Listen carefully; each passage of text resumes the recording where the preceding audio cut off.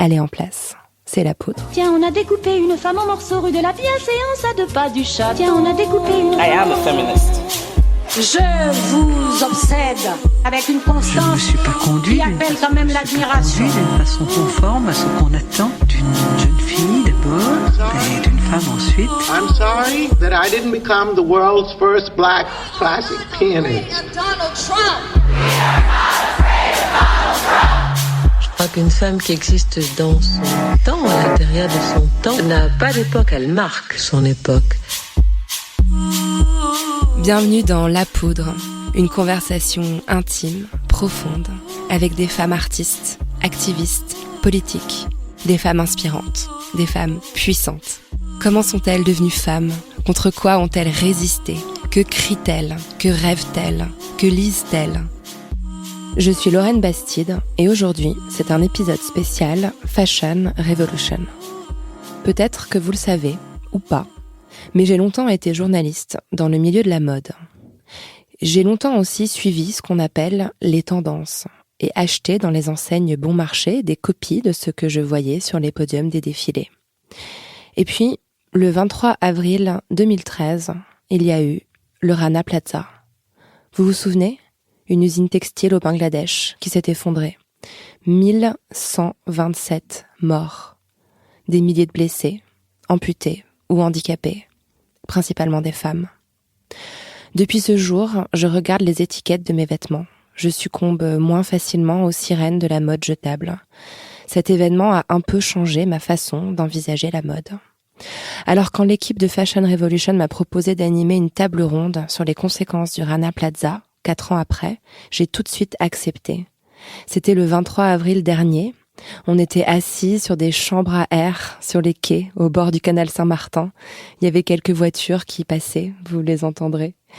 Autour de mon micro, ce jour-là, Laura Brown, qui a fondé une communauté de créateurs de mode responsables, Etipop. Anaïs Dauté, qui a créé Les Récupérables, une marque qui fait des habits à partir de matières recyclées. Stéphanie Calvino, co-créatrice de la conférence Anti-Fashion, et enfin Naïla Ajaltouni, porte-parole du collectif Éthique sur étiquette, qui travaille sur le terrain pour le respect des droits des travailleurs du textile, notamment au Bangladesh. 4 femmes qui se battent pour un monde meilleur et dont je suis fière de partager la parole avec vous aujourd'hui. C'était le 24 avril 2013. Le Rana Plaza s'effondrait. 1127 morts, plus de 2000 blessés, de personnes handicapées, amputées. Je me souviens bien de ce jour parce qu'à l'époque, je travaillais au magazine Elle, j'étais journaliste de mode et j'avais écrit sur cette tragédie.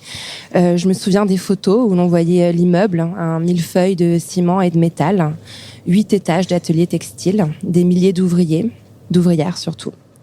Une autre image m'a vite hantée, les étiquettes qu'on voyait en photo parmi les décombres, des étiquettes qui disaient Benetton, Mango, Camaïeu, Auchan, Carrefour. Elles auraient pu dire bien d'autres marques.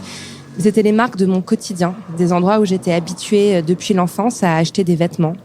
Et le Rana Plaza, pour moi, ça reste ça. Le moment où la première fois de ma vie, j'ai ouvert mon placard pour regarder où avaient été fabriqués les vêtements que je possédais. J'ai pris conscience que mes vêtements portaient une étiquette. Cette étiquette me disait qui avait fabriqué mes vêtements. Who made my clothes? C'est l'un des slogans de Fashion Revolution. Donc depuis le Rana Plaza, je regarde les étiquettes. Depuis le Rana Plaza seulement. Donc on parle de là, on part de ce désastre humanitaire qui est à l'origine du mouvement qui nous rassemble aujourd'hui. Et j'ai autour de moi 4 femmes, 4 pourfendeuses de mode non durable. Bonjour Laura Brown. Bonjour. Tu es la fondatrice d'Etipop. Oui, c'est ça. Une communauté de créateurs éthiques et responsables. On peut lire ton manifeste sur le site etipop.com. Je l'ai lu hier soir, c'est vibrant et passionnant. Dans quelques instants, on va pouvoir parler plus en détail de ta démarche. Bonjour Anaïs Dauté. Tu fais partie de la communauté des créateurs d'Etipop et tu as surtout créé une marque qui s'appelle Les Récupérables. Donc tu produis des vêtements, des pièces uniques à partir d'une matière première recyclée. C'est bien ça ? Tout à fait, upcyclé. Tu vas nous en parler. Il y a aussi à nos côtés Naïla Ajaltouni. Tu es la porte-parole du collectif Éthique sur étiquette depuis plus de 10 ans. Tu te bats pour un meilleur respect des droits économiques et sociaux fondamentaux des travailleurs dans les pays de l'hémisphère sud, si je ne me trompe pas. Exactement. Et enfin Stéphanie Calvino. Bonjour. Bonjour, tu es l'organisatrice des conférences anti-fashion. Tu vas nous en parler. Alors, je voulais commencer parce qu'on est aussi là en hommage à ces victimes que j'ai évoquées à l'instant. J'aimerais que vous me racontiez chacune la façon dont vous avez vécu cet événement. Est-ce que vous avez un souvenir qui vous a marqué de ce moment précis, du 24 avril 2013 ? Laura, si tu veux commencer. En fait, moi, en 2013, je travaillais en grand magasin. Pour la petite histoire, en fait, ça fait 5 ans que je travaille dans la mode. Donc, les 2 dernières années sur le collectif Etipop, mais 3 ans au Printemps Haussmann. Et forcément, comme nous, on est à l'autre bout de la chaîne, puisqu'on est dans la distribution, que ce soit en réserve ou avec les équipes sur les étages, forcément, ça pose question. Après, j'ai plutôt eu un regard de citoyenne, moi, par rapport au Rana Plaza, et de me dire, je travaille dans cette industrie, et moi, en tant que personne, il faudrait peut-être que je me pose aussi un peu plus de questions sur qui fabrique mes vêtements. Et ça a été assez radical quand j'ai quitté les grands magasins. J'ai cherché l'alternative, donc j'ai arrêté pendant 1 an et demi à vraiment acheter des vêtements. T'as rien acheté pendant 1 an? Même jusqu'à présent, je crois que j'ai acheté 4 pièces, je veux dire dans l'industrie traditionnelle. Sinon, j'achète beaucoup en friperie ou les pièces d'Anaïs, les récupérables, parce que je les adore. Donc voilà. Ça a été plutôt un regard personnel. Et puis, bien évidemment, je suis partie des grands magasins, donc cette course effrénée à la production, à la surproduction, ça a forcément eu un impact aussi sur ma vie professionnelle, puisque je travaille dans la mode. T'as changé de carrière radicalement, en fait. Alors oui et non, parce que quand je travaillais en fait en grand magasin, on était 2 managers des ventes sur un plateau avec 45 marques. Il y avait aussi une notion de croissance et de développement des marques. C'est juste que là, j'ai eu envie de le faire pour des marques qui avaient du sens, en tout cas qui étaient porteuses de sens, mais ça m'a premièrement touchée en fait d'un point de vue personnel, puisque je suis partie à cause de cette course effrénée et j'ai voulu en fait apporter mes compétences mais à des marques engagées. Anaïs, si tu veux nous dire un mot toi sur le souvenir que tu as de cet événement, comment il t'a affecté personnellement? C'est l'émotion d'abord qui a pris le dessus. Moi, je travaillais à la ressourcerie de la Petite Roquette et en fait, je l'ai vécu de plein fouet parce que j'étais avec ces vêtements, avec ces étiquettes sur des racks. Toi, tu les récupérais en fin de cycle. C'est ça, en fin de cycle. Donc dans une ressourcerie. Donc si on donne la définition, donc gère sur un établissement donné un centre de collecte, de revalorisation et de revente. C'est à peu près 1 tonne par jour, toute matière confondue, et il y en a un tiers, c'est des vêtements. Et ce jour-là, les Rolls arrivaient. Les rolls, c'est-à-dire les rouleaux de vêtements, c'est ça? Non, ce sont des espèces de chariots très qui font à peu près 2 mètres de hauteur, dans lesquels du coup s'entassent les dons en fait des particuliers. Et ça, c'est ce qu'on met, pardon de détailler, mais c'est ce qu'on met dans les bacs quand on se débarrasse des vêtements. Ça atterrissait là-bas en fait. Non, ça c'est plutôt les points relais. Dans les ressourceries, vraiment, l'idée c'est de sensibiliser du coup le citoyen à venir déposer ce dont il n'a plus besoin pour éviter l'incinération ou l'enfouissement qui est très polluant. Et ça permet du coup de réduire de 10 kilos à peu près le déchet par an et par habitant dans un quartier donné, là en l'occurrence dans le 10e. C'est beaucoup. Donc c'est l'action de la Petite Roquette dans laquelle je travaillais. Et donc moi mon rôle à l'époque c'était d'alimenter la toute petite roquette avec du coup les merveilles chinées, la crème de la crème comme je disais à l'époque, de ces vêtements donnés et puis remis en circulation dans la boucle. Donc ça s'inscrit dans l'économie circulaire. Et ce jour-là, j'ai pas pu quoi. Et puis après, ça t'a inspiré pour la suite de ton action, j'imagine. Ouais, complètement. Du coup, la toute petite roquette commençait à bien fonctionner dans le 11e, donc lien social, apéro, c'est là où on s'est rencontrés avec Laura à l'époque. Et puis je me suis dit bon, et bien maintenant, qu'est-ce que je peux faire de plus et comment je peux faire ma part, Dixit Pierre Rabhi. Et j'ai commencé en fait à déconstruire le vêtement, alors pas aussi poussé qu'à la Margiela, mais à le comprendre, à le déconstruire, à le dénuder. Un travail de créatrice en fait que tu as commencé à entreprendre. Ouais. Complètement, j'avais bossé dans le vintage et puis j'étais styliste ou costumière dans le théâtre pendant un temps et du coup je me suis dit qu'est-ce qu'on peut faire avec toute cette matière textile. Donc voilà, au début le vêtement, et puis le vêtement il a ses limites. Et je voulais aller plus loin et avoir une plus grande liberté de créatrice. Donc très rapidement, je suis partie à plat. Voilà, plutôt comme dans un système un peu plus classique, sauf que c'est le détournement permanent et c'est le rideau, la nappe de ma grand-mère, le dessus de lit qui a pris en fait place comme matière première. Et aujourd'hui, effectivement, toutes les matières sont collectées toujours en ressourcerie. Donc voilà la petite roquette parce qu'elle est historique. Pour l'auditeur, je précise que tu portes un kimono boléro à carreaux jaune et bleu marine qui est absolument sublime. Alors elle vient d'où la matière de ce que tu portes par exemple aujourd'hui? Eh bien ça fait partie d'un nouveau partenariat avec Emmaüs Alternative qui est à Montreuil. Et ça c'est une chute une fin de série des années 70 parce que on peut pas s'y tromper. Je suis super vintage en fait. Ouais, super vintage et après il faut lui trouver du coup le col adéquat pour former donc Kimbo, le kimono boléro. Kimbo, j'adore. Je me tourne à toi, Stéphanie Calvino, donc la fondatrice, l'une des organisatrices d'Anti-Fashion. Est-ce que tu as un souvenir lié au Rana Plaza? Moi, j'ai mis pas mal de temps en fait à évacuer à comprendre ce qui s'était passé. À l'époque, je travaillais dans différentes fédérations de mode. Ce qui m'a étonné, c'est de voir en fait en fait, ils ont vécu ça comme un bout de papier dans la presse, comme si de rien n'était. Le lendemain, on passait à autre chose, c'était terminé. Et moi, j'étais là et je voyais toutes ces fédérations qui aidaient soi-disant les créateurs. Je dis soi-disant parce que je comprends toujours pas leur action sur le terrain, mais enfin peut-être qu'un jour on pourra m'expliquer. Donc j'ai mis à peu près un peu plus d'un an à me dire mais je travaille pour ces gens, mais qu'est-ce qui se passe en fait? Qu'est-ce qu'ils font sur le terrain? Comment ils se positionnent par rapport à ça? Donc j'ai mis 1 an et demi. J'ai arrêté mes missions pour ces gens. Moi, je suis indépendante et Lee, donc tout le monde la connaît, Lee Devine Edelcourt et j'avais lu pas mal. Alors Lee Edelcourt, j'ai quand même précisé pour ceux qui ne connaîtraient pas, ça a été une grande prêtresse de la mode. Elle a fait les tendances, la pluie et le beau temps sur la mode pendant plusieurs décennies en fait. Et elle continue. Et elle continue. Mais elle continue, voilà. Et donc moi, je lisais pas mal de papiers. J'avais énormément de mal à me positionner par rapport à la création en général, surtout mode et quoi raconter aux créateurs. À part leur raconter de faire des salons et d'après moi, les salons, c'est un autre discours, mais c'est fini. Le discours était vraiment très très compliqué. Il l'a encore aujourd'hui. Il se cache vraiment derrière quelque chose qui n'est pas vrai, et ça me dérange fortement. Et donc j'ai contacté Lee Devine en 2015 pour lui proposer, suite à la publication de son manifeste, pour lui proposer de réaliser un événement autour de son manifeste, un manifeste qui s'appelle Anti-Fashion, et qui en fait, donc Lee, il ne raconte pas que la mode est morte. Elle explique en fait que le système de la mode, le système est malade, est malade, et qu'il faut complètement le repenser. Que les créateurs apprennent à faire des défilés, à vendre à faire du marketing, mais plus à faire du vêtement, plus à réfléchir au sens de ce qu'ils produisent. Il y a plus de sens. Ça m'a beaucoup impacté, je me rappelle à l'époque le texte. Elle a mis beaucoup de temps, elle a mis 8 mois à rédiger ça. C'était très très compliqué pour elle moralement sur plein de points. Et c'était une remise en cause totale du système qui la nourrissait depuis toujours en fait. Toujours et qui continue. Mais ça a été vraiment de dire de la formation à la distribution, on doit vraiment tout repenser. On ne peut plus continuer à avancer comme ça, c'est plus possible. On peut plus, comme elle le dit, acheter un t-shirt moins cher qu'un croissant, c'est pas possible ça.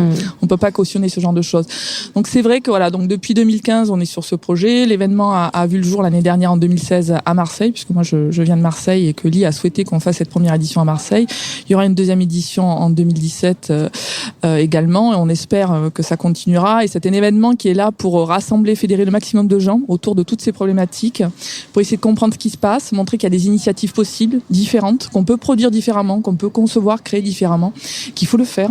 On en a besoin et on se rend compte vraiment quand on en parle à n'importe qui, des gens qui viennent vraiment de milieux différents, qu'il y a une attente énorme par rapport à ça. Ouais. Moi, je suis convaincue qu'on va arriver à changer la suite. Je me tourne vers toi, Naïla. Tu passes en dernière, mais tu es certainement une des personnes qui a été, je pense, le plus personnellement touchée par cet événement, parce que c'est un sujet que tu connaissais à l'inverse de la plupart du grand public bien avant que ça se produise. Et puis tu as été sur le terrain, tu connais la réalité concrète pour les travailleurs bangladais dans l'industrie textile. Qu'est-ce que ça a impliqué pour toi, ce drame-là, cette tragédie?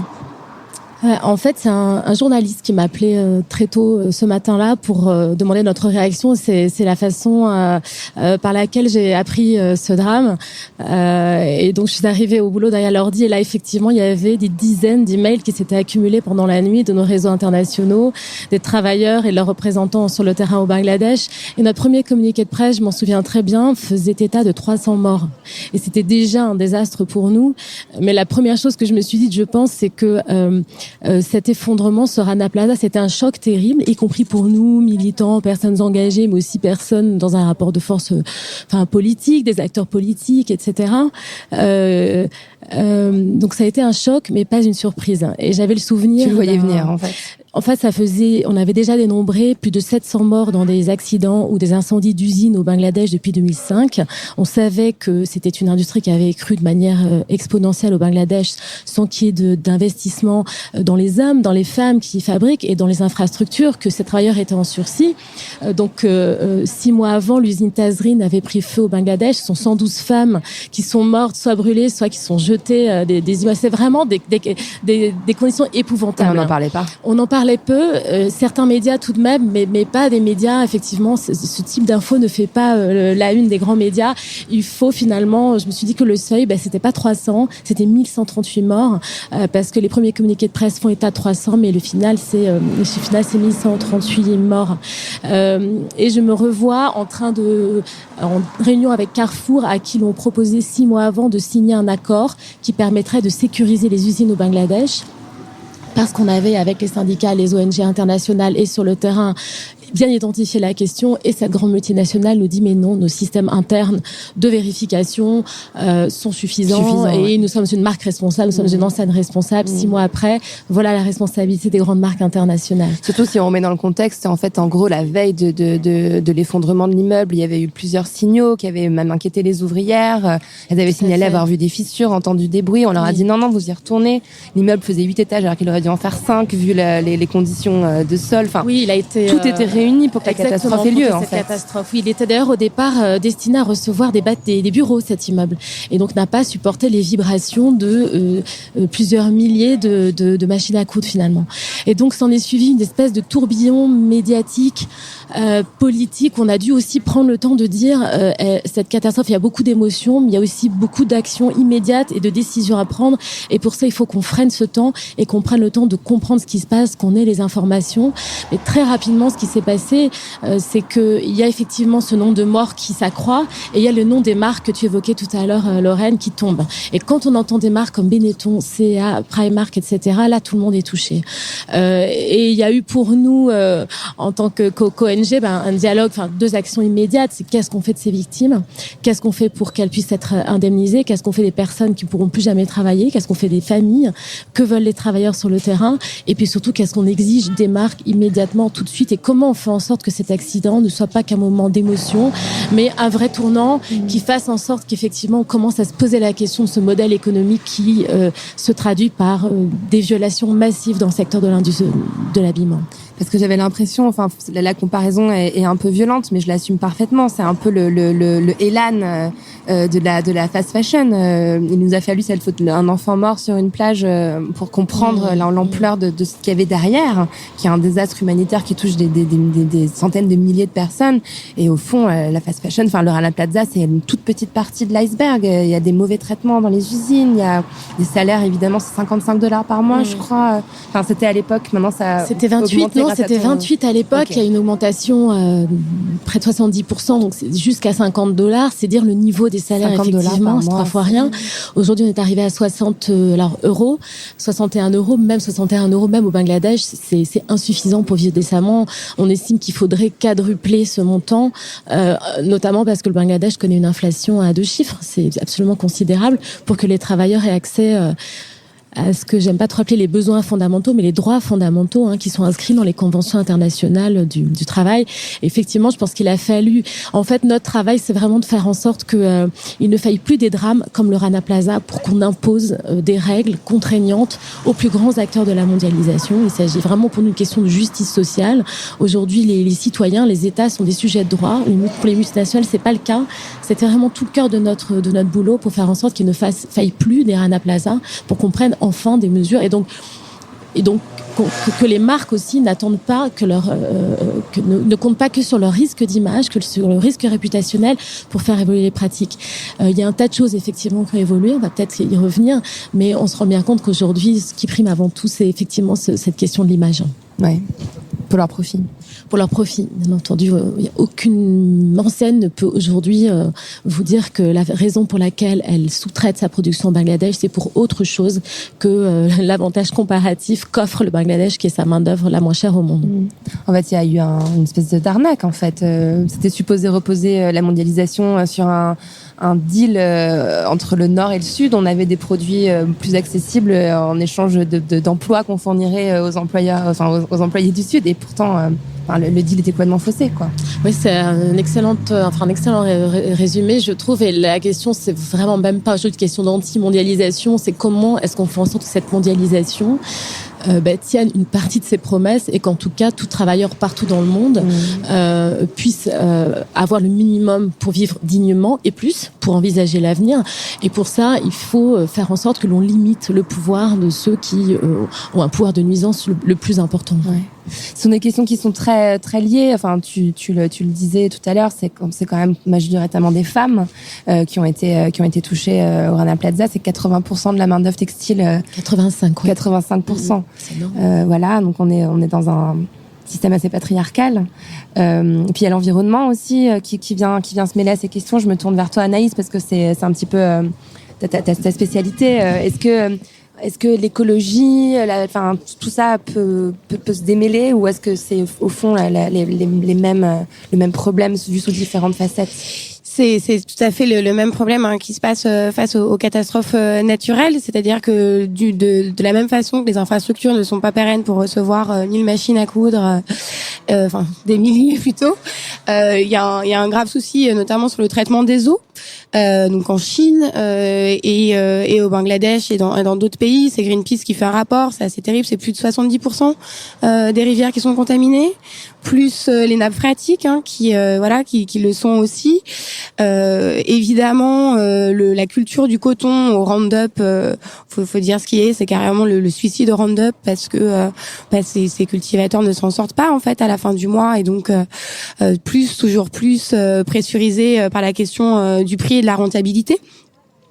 Et puis effectivement en découle des maladies qui sont issues tout simplement d'utilisation de plus de 8000 matières chimiques qui sont utilisées. Donc dans les tanneries particulièrement, on avait fait du coup un focus là-dessus avec Laura l'année dernière à l'occasion de la Fashion Revolution.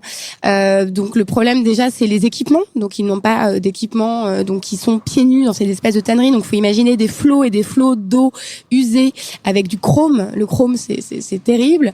Voilà. Les perturbateurs endocriniens sont traités dans une seule centre d'épuration en Europe, en France. Donc vous imaginez là-bas, on ne se pose même pas la question. Et puis c'est le traitement des eaux usées. Il n'y a pas ou très peu, donc ça se déverse directement dans les rivières. Et folle là d'ailleurs pour aujourd'hui. Tu peux raconter ce que tu voulais faire pour sensibiliser le grand public à ce problème-là. C'est vrai que le premier soir où on s'est tous réunis du coup chez Sébastien, tout le monde est arrivé avec son idée folle. Et moi je me suis dit faut faire la même chose en fait. Il faut teindre le canal Saint-Martin en violet.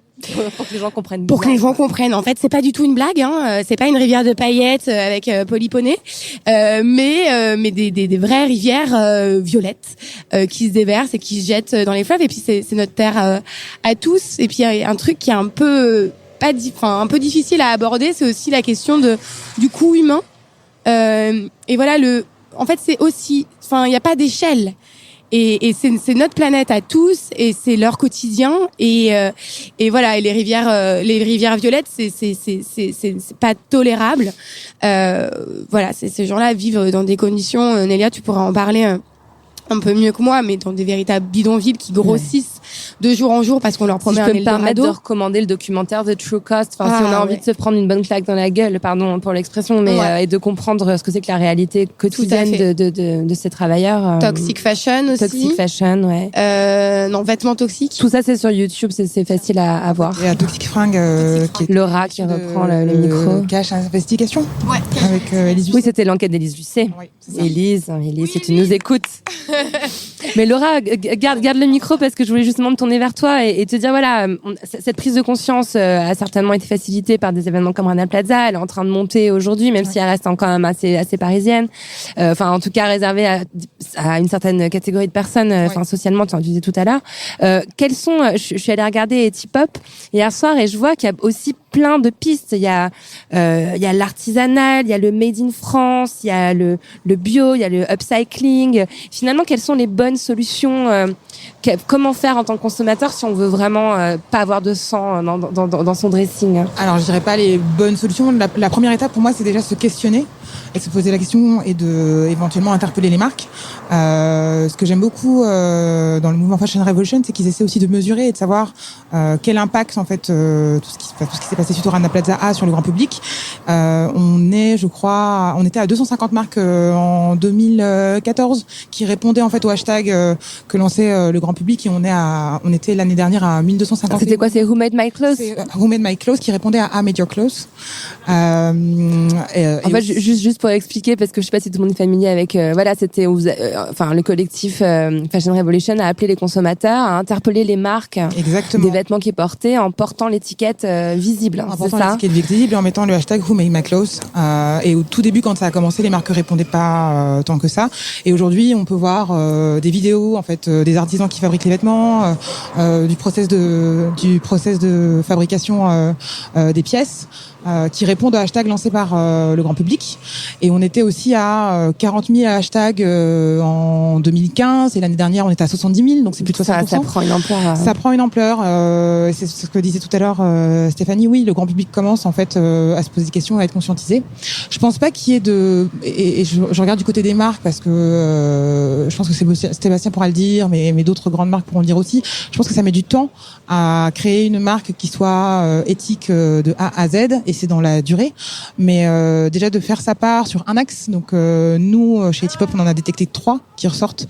Il va y avoir la valorisation du savoir-faire, on va être très proche de l'artisanat, tout ce qui touche à la protection de l'environnement, donc c'est soit lié à l'upcycling, au recyclage, au bio, ou tout ce qui touche aussi à l'utilisation plutôt de fibres naturelles voire artificielles.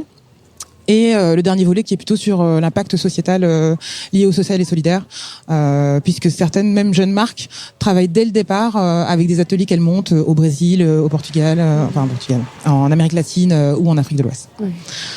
Donc voilà pour les axes. Donc il y a plusieurs pistes en fait. On peut se débrouiller en faisant une combinaison de friperie, de mode éthique, Du côté des marques, oui, et je pense que du côté du grand public aussi. Enfin, moi j'achète aussi bien des marques de mode engagé avec mes moyens ou de la fripe en fait. Il n'y a pas de solution clé en main. Je pense qu'il faut combiner. En revanche, je voulais dire quelque chose qui était assez important pour moi, c'est le volet éducation dont tu parlais tout à l'heure. Ouais. Il faut aussi se dire que les marques ne savent pas forcément comment faire. Ça, c'est quelque chose qui m'a interpellée en collaborant avec elles maintenant depuis 1 an et demi, et qu'il y a aussi des choses où on doit les accompagner pour le faire correctement. Elles se posent aussi des questions. Sourcer, c'est pas si facile. Enfin, Anaïs, tu pourras nous en parler. Comment tu as pu trouver des ateliers, mais travailler des ateliers qui valorisent les femmes, font de l'insertion, c'est pas si simple que ça. D'ailleurs, c'est un discours qu'on entendait beaucoup de la part des marques après le Rana Plaza. Genre, oui, mais on savait pas. En fait, on a un sous-traitant qui sous-traite. Enfin bon, c'était un peu c'est un peu ce derrière quoi elle se cache, j'imagine. C'est pour les grandes marques, en tout cas, je pense que c'est ce derrière quoi elles se cachent. Pour les marques qui démarrent, c'est moins simple. Elles ont en tout cas les grandes marques les outils, je pense, pour faire les recherches et trouver l'information et les artisans. Clairement. Et une question qui me vient, je me tourne vers toi, Naïla. Est-ce que boycotter le Made in Bangladesh, c'est une solution? Ça a été peut-être la solution immédiate, et c'est bien normal qu'on trouvait certains consommateurs, mais finalement ça n'est pas ça n'est pas celle qui est la plus importante, parce que, c'est même pas celle qu'on recommande, parce qu'en fait, boycotter un produit issu du Bangladesh, ça voudrait dire infliger une double peine à ces personnes, à ces travailleurs. Je pense que la question du boycott, elle est un peu sensible pour Collectif Éthique sur Étiquette, pour nos mouvements anti-sweatshop, parce qu'on est toujours en train de se poser la question de l'impact d'un boycott en termes de salaire pour ces travailleurs. Économiquement, voilà, ça me paraît énorme. C'est 80% des entrants en devises du Bangladesh.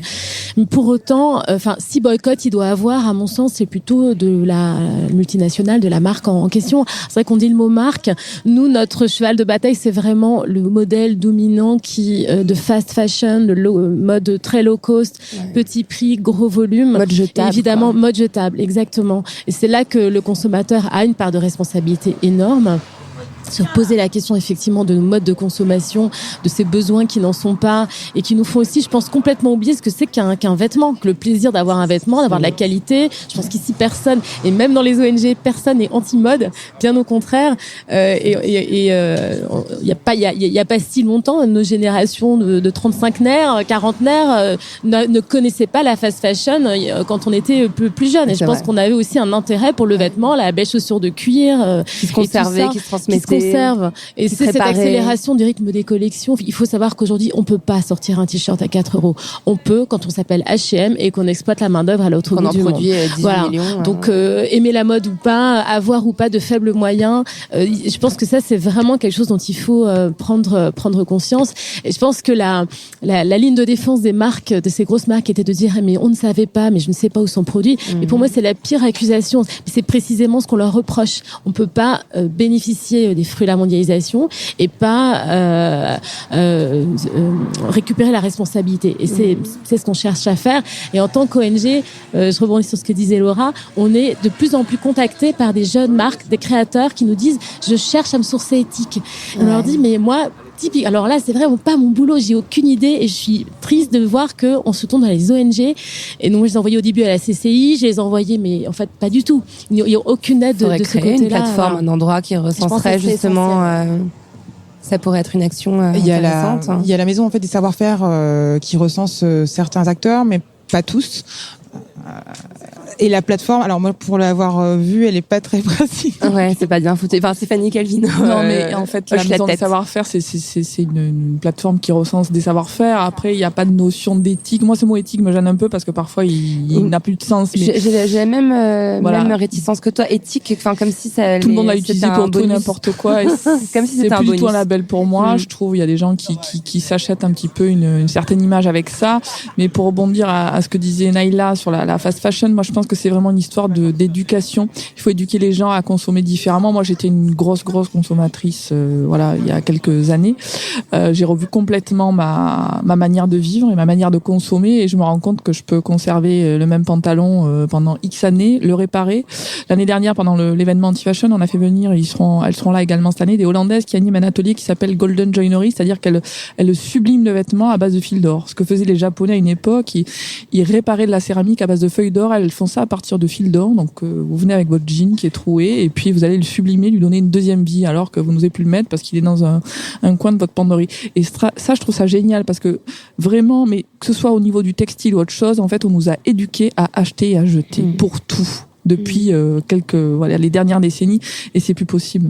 Comme pour l'alimentation, c'est plus possible. Il faut se rendre compte qu'en fait, on peut. C'est une éducation qui vient aussi nourrir un système. Enfin, ça arrange tout le monde en fait quand on rachète tous les ans. Imaginez si on arrêtait d'acheter des pulls au bout d'un moment, si on était économiquement parlant. On ira après on est dans quelque chose qui va très très loin. Et c'est pour ça que vraiment, je pense que en plus on parle vraiment de tendance sociétale. On parle de à un moment donné de qui est-ce qu'on est, qu'est-ce qu'on mange, à qui est-ce qu'on parle, comment est-ce qu'on vit. Est-ce que disait Sébastien Bancop pendant la conférence qu'on a organisée à Paris, c'est à un moment donné le t-shirt qu'on porte, il est aussi significatif que si on avait voté Clinton, quoi. Il faut vraiment et c'est pareil, ce qu'on met dans notre assiette c'est exactement pareil. Moi les gens qui mangent du bio et qui me disent j'ai mangé des tomates au mois de décembre, moi je veux qu'on m'explique comment c'est possible. Moi ma grand-mère pour manger des tomates elle les mettait dans des bocaux au mois de juin et puis on a mangé en décembre. On peut plus faire ça quoi. Ça n'a plus de sens. C'est vraiment une histoire de marketing qui est derrière et qui est affreuse. Il y a une question que je voulais aussi te poser Stéphanie, c'est le lien qu'il peut y avoir entre la fast fashion et les marques de luxe parce qu'avec Anti-Fashion vous mettez un petit peu en commun ces deux univers là. Enfin c'est là quand même un même grand système. Oui. Quelle responsabilité ont ces marques-là là-dedans? Est-ce que acheter une pièce chez un créateur cher, on sait que ça a été fait dans des conditions apparemment plutôt bonnes, est-ce que c'est Pas certaine. c'est une façon de réparer? Moi, je suis pas certaine que les grandes marques de luxe, je citerai pas de nom, et on va dire, alors je vais utiliser le mot éthique, on va dire une manière de procéder, un process éthique dans leur dans la fabrication de leurs vêtements. Je suis pas convaincue de ça. Je sais qu'il y a des grosses marques de luxe qui fabriquent beaucoup de choses en Chine et ailleurs en Asie, voilà, pour justement des journées presse ou autres. Ils n'ont pas d'état d'âme à marger, je sais pas combien de fois sur un sac ou autre. Bon, enfin passons. Donc il y a pas du tout il y a une ou deux grosses maisons, on va dire, qui a un engagement éthique depuis très très longtemps, voilà. Mais d'après moi, je pense que en fait on peut être engagé, on peut acheter correctement. Déjà, plutôt que d'acheter des t-shirts à 5 balles, mais on en achète plutôt que 5 beaucoup plus cher, mais on va dire fabriqués de manière beaucoup plus responsable. Mais ça, c'est vraiment une histoire il faut expliquer aux gens, il faut leur dire voilà, arrêtez d'acheter des t-shirts et puis vous allez mettre deux fois d'affilée le même, c'est pas grave. Laura, je voulais me tourner vers toi parce qu'en fait c'est tout un système. Tout à l'heure tu parlais un petit peu de ton expérience dans des grands magasins. La mode, tu l'as aussi abordée depuis longtemps. De l'intérieur. De l'intérieur. Et je me permets de t'en parler parce que t'en as parlé dans d'autres interviews. T'en as souffert toi aussi. T'as eu un burn-out, je crois, à un moment donné. Ah ouais, clairement. En fait, sur la dernière année, j'ai travaillé 3 ans en grand magasin et sur la dernière année, j'avais eu beaucoup plus de responsabilités, donc j'ai énormément travaillé et je prenais 2-3 jours par-ci par-là sur des week-ends et on a l'impression que ça fait une petite bulle d'air tous les 1 mois et demi, pas du tout. Et en fait, je suis arrivée au bout d'1 an à ne plus pouvoir réfléchir concrètement. C'est parce qu'en fait, j'étais sur l'un des étages qui est un peu le poumon de la mode femme dans ce grand magasin, puisque 40% du chiffre d'affaires de la direction des ventes. Et c'est une course effrénée tout le temps, de sessions de soldes, des ventes privées. Des objectifs, j'imagine. Aussi, parce que c'était plus de 50 millions de chiffre d'affaires à tirer chaque année. Donc, on était 2 managers pour 175 employés temps plein. Donc, c'était vraiment une course. Et le corps a ses limites aussi. Ouais. Et ce qui a été super, c'est que donc j'ai pris des vacances. Et je suis partie à San Francisco, Los Angeles. Et ce que je dis souvent, c'est que mon projet professionnel est né d'une envie de quête de sens en fait personnelle, à me dire mais en fait ça fait 10 ans que tu fais tes diplômes, tes écoles, tu bosses mais pourquoi et quel impact tu as envie d'avoir en fait dans cette vie au quotidien. Sauf que ce que je dis souvent, c'est aussi que j'adore la mode. Donc comment shifter en fait mon expérience et les mettre à profit de marques qui font des choses différemment. Et moi j'ai eu un coup de cœur en fait quand j'ai pris ces vacances, qui était à LA, sur la marque Reformation que j'ai découverte. Ah, j'adore cette marque aussi. Là-bas. Et ça a été un peu le déclencheur de me dire ouais, mais c'est extraordinaire. En fait, Reformation utilise 40% des stocks qu'elle utilise pour fabriquer ses vêtements viennent du vintage. Et à côté de ça, ils ont une démarche de mesure de leur impact qui est assez drastique. Ils regardent les standards en fait de production des marques classiques et ils essaient toujours d'être en dessous. Il y a une transparence parfaite. Il y a une transparence parfaite et ils essaient aussi de mesurer leur empreinte carbone, de la diminuer à maxima, de faire attention au niveau des matières, plutôt privilégier les matières artificielles que le coton par exemple. Et en fait, je me suis dit, mais attends, il y a forcément des marques en fait qui font la même chose à Paris et en France. Et c'est comme ça un peu que l'aventure a commencé. Donc c'est quand même ça part d'une expérience personnelle. Ça part clairement d'une expérience personnelle et j'essaie toujours d'avoir le regard de moi citoyenne. Donc de me dire ok, si je trouve pas les marques, c'est que celles qui cherchent aussi les trouvent pas. Donc comment leur apporter voilà. Et là, je voulais te poser la question à toi aussi de l'origine de ton engagement. Ça fait quand même 10 ans que tu es engagé dans ce combat et puis c'est quelque chose que j'imagine extrêmement prenant. Il y a du lobbying, il y a t'es confronté à une réalité sociétale et sociale assez violente tous les jours. Ça vient d'où cette envie d'aller sur ce terrain-là?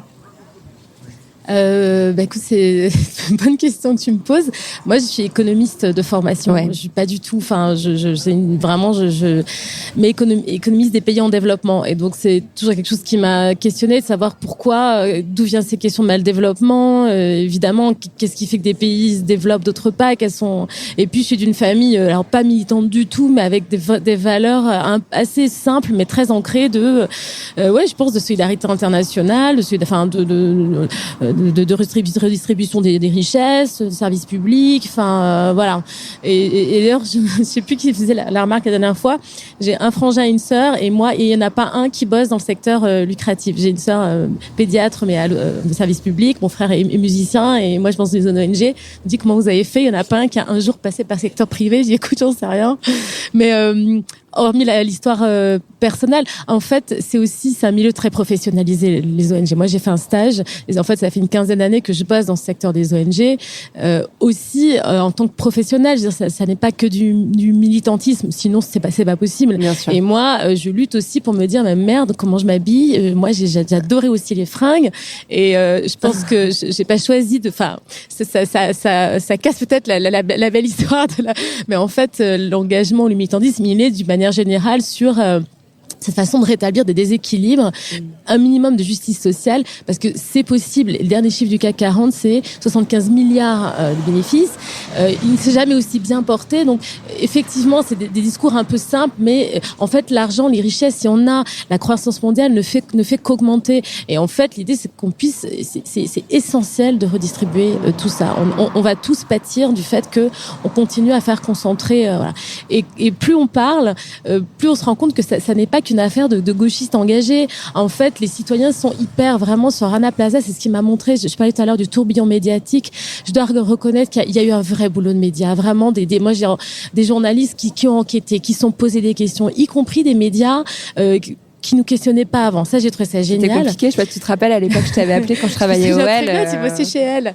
Mais tu vois ça, quand j'arrive et que je vais chez mon médecin et que je vois que dans Elle, on parle d'éthique sur éthique. Enfin, là, je me suis dit, donc, effectivement, ça n'est pas qu'un combat de quelques personnes isolées qui veulent changer le monde. C'est une question qui rend, je disais souvent, on n'est pas tous militants, on n'est pas engagés, on est tous concernés, en fait.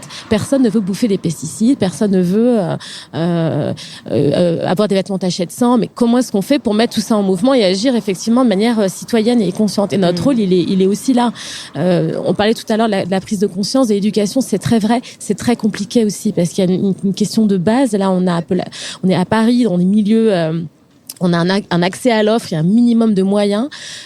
Même dans les autres grandes villes, et j'imagine encore moins en milieu rural ou ailleurs, c'est impossible d'avoir ces démarches éthiques et responsables. En tout cas, c'est très compliqué. L'accès à l'offre n'est pas facile, au-delà du pouvoir d'achat. Et je pensais tout à l'heure, je focalise un peu sur ces grosses multinationales, mais quand je vois H&M qui sort des Conscious Collection, qui sort des bons d'achat pour inciter les gens à venir recycler chez lui, les vêtements qui surconsomment chez H&M, qui surproduit, je me dis, ils sont trop balèzes. C'est ça qu'il faut enrayer. C'est pas qu'une question de sensibiliser les citoyens. C'est pas le consommateur greenwashing tout à l'heure. Exactement. À ce sujet. Il faut qu'on se rende compte qu'H&M fait du greenwashing sur le pire modèle qu'il est en train de promouvoir, et H&M s'en sort super bien. Et ben ça, c'est pas bien. Alors, je te laisse le micro 2 secondes parce que c'est aussi à l'économiste que je voulais m'adresser. On parle d'un système capitaliste. Il y a beaucoup d'économistes qui ont démontré que le capitalisme et le patriarcat, c'était en fait les deux faces d'une même médaille. La pauvreté touche principalement les femmes dans le monde. Est-ce que ce combat, il a des liens avec le combat féministe pour toi? Oui, il a vraiment des liens fondamentaux. D'abord, le premier constat que tu dresses, c'est une réalité. Il faut partir de là. Tout comme, d'ailleurs, c'est effectivement les femmes ont cette double peine, effectivement, sont doublement touchées par la pauvreté, et puis alors, en tant qu'acteur économique, bien sûr, et puis en tant qu'acteur personnel, avec un tas de violences, etc. Le secteur du textile, j'en parlais avec l'ambassade de France quand on est parti, effectivement, 6 mois après l'effondrement du Rana Plaza à Dhaka au Bangladesh, ils nous disaient, mais le textile a permis aux femmes de sortir du joug de leur mari, de leur famille, dans les campagnes où elles n'avaient aucune autonomie, et le secteur textile leur a permis d'avoir un emploi et de sortir de l'extrême pauvreté. Ça a été vrai quelques années, et la vraie question, c'est est-ce qu'on s'arrête là? Est-ce qu'on se considère que on a tout gagné en faisant sortir des femmes de l'extrême pauvreté à la pauvreté, et qu'elles passent du joug de leur mari au joug de la pression économique des patrons, etc. Parce que elles ont beau être 80% de la main d'œuvre, elles subissent aussi des discriminations à l'embauche. Vous avez au Cambodge des tests de non-grossesse avant l'embauche, des choses inimaginables. Et ces femmes ont bien sûr tout le poids de l'organisation familiale, de l'éducation des enfants, qui est très très présent. Par ailleurs, c'est aussi des femmes que viennent le changement. Ça, c'est une évidence.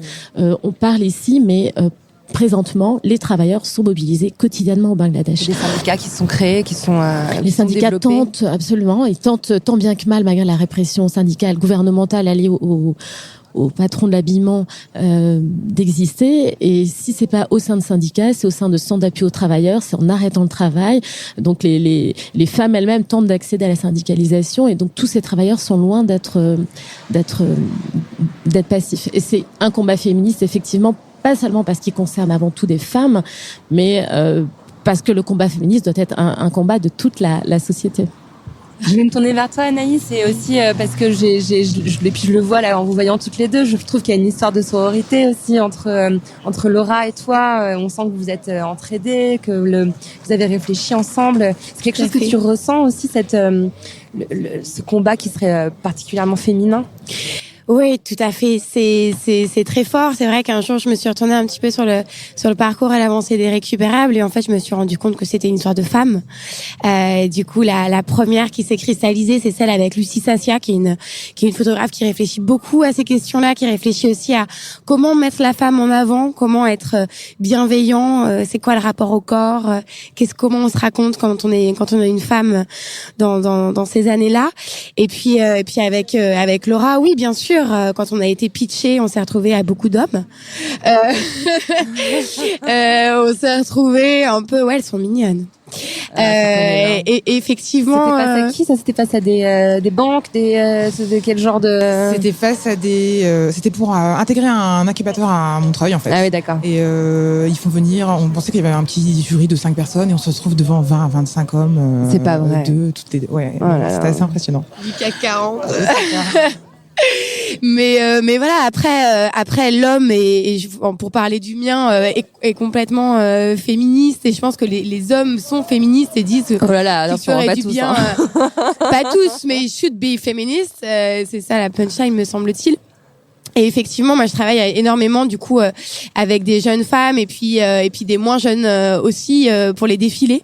Et c'est vrai que je regarde leur rapport au corps et je leur dis, en fait, ce qui est important ici, c'est que oui, tu donnes ta voix pour une mode qui est plus responsable, qui est plus honnête et qui est résolument mode, mais c'est aussi toi, personnellement, c'est quoi ton rapport, et c'est aussi, du coup, changer le format et les codes d'un défilé. Et là, le dernier défilé, carrément, à la fin, j'ai fait marcher à reculons, voilà, avec 3 temps, une prise de conscience, un moment de ralenti, donc pour illustrer la slow fashion, et carrément venir à rebours. Et en général, je leur dis merci, et enfin toujours d'ailleurs. Et à un moment donné, elles me disent non, en fait, merci à toi parce que tu nous replaces aussi au centre et avec notre féminité, et c'est aussi un booster et une mini thérapie d'être entre femmes et de marcher pour ces causes-là, en fait. Et effectivement, tout se rejoint, ouais, tout est lié, quoi.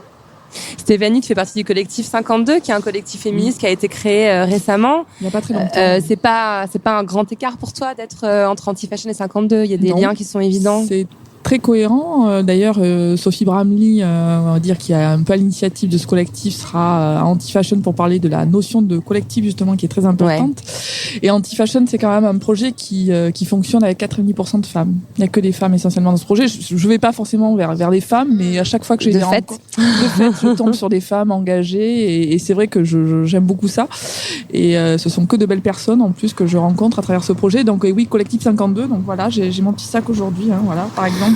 Oui, vous aviez fait toute une campagne de communication sur l'idée qu'on est quand même, les femmes sont des acteurs économiques très importants. Bien et donc, sûr, si on prenait des décisions globales, on pourrait changer le monde de façon... Complètement, parce que 52, donc ça vient de 52% de la population française. Les femmes sont 52%. Donc 53% d'électrices, d'ailleurs. Exactement. Aussi. Ouais, donc ça veut dire que le pouvoir est quand même est important. Alors je sais pas si elles en ont toutes conscientes. Nous, on essaie via des actions, notamment là, on a détourné récemment des affiches des élections présidentielles, et on a fait un petit affichage, on va dire sauvage, entre Paris et Marseille, voilà. Et on répand la toile pour dire que effectivement, la femme. Ouais, c'est elle. Naïla qui dit c'est vous. Voilà, de montrer aux femmes qu'en fait il faudrait quand même que politiquement on soit un peu plus représenté, et là on se rend compte que sur les prochaines élections c'est pas trop le cas, quoi. Ouais. On n'est pas tellement considérés. Je voulais juste vous poser une petite dernière question chacune. Je sais que c'est un peu difficile ce genre d'exercice, mais une action, une phrase, quelque chose qu'on peut faire dès demain pour améliorer pour améliorer les choses, pour changer un peu le système? Une chacune. Laura. L'acte d'achat, c'est comme voter en fait. Donc aujourd'hui, surtout 4 ans après, on ne peut plus ne pas savoir. Voilà. Donc quand maintenant vous allez acheter en pleine conscience. C'est bien. C'est déjà en prendre conscience. Acheter, c'est comme voter. C'est déjà un grand pas. Anaïs. La mode moyen d'expression peut aussi devenir un moyen d'action. Parfait. Moi, je vais rebondir sur Laura, mais c'est vraiment consommer différemment et moins consommer. Réfléchir à son achat. Moins consommer, tout simplement. Tout le temps. Ouais. Beaucoup moins consommer. Et mieux, hein. Donc forcément. Naïla. Moi, je dirais que nous sommes, avant d'être des consommateurs, des citoyens, et que le pouvoir qui est illimité, c'est celui du citoyen d'interpeller, de faire pression pour refuser les choses qui ne nous conviennent pas dans cette société. Merci beaucoup. Merci à toi. C'était un grand plaisir d'échanger avec vous. Place à la suite du programme. Merci. Merci à Laura Brown, Anaïs Dauté, Stéphanie Calvino et Naïla Ajaltouni d'être venus faire parler la poudre avec moi. Retrouvez dans la description de l'épisode les liens vers les sites d'Etipop, d'Anti-Fashion, d'Éthique sur étiquette et des récupérables, et bien sûr de Fashion Revolution, si vous voulez en savoir plus sur leurs actions. Merci à Sébastien Kopp et à Veja de m'avoir invité à apporter ma contribution à cet événement important. Merci à Xavier Falto qui a réalisé l'émission et à toute l'équipe de Fashion Revolution. Cet épisode a été coordonné par Zisla Tortello. Le mixage est signé Maxime Olivier du studio L'Arrière-Boutique. Si vous aimez l'émission, le mieux est de nous le dire avec des étoiles, 5 de préférence, sur iTunes. N'oubliez pas de nous rejoindre sur les réseaux sociaux. La Poudre a sa propre page Facebook. Nous sommes aussi sur Twitter, La Poudre NE, et sur Instagram, La Poudre TV, où nous partageons toutes les recommandations culturelles de nos invités. Pour ne louper aucun épisode de La Poudre, n'oubliez pas de vous inscrire à notre newsletter sur le site de Nouvelles Écoutes. Cliquez sur La Poudre, l'occasion de découvrir tous les autres podcasts que nous produisons. À très vite et continuez de faire parler la poudre.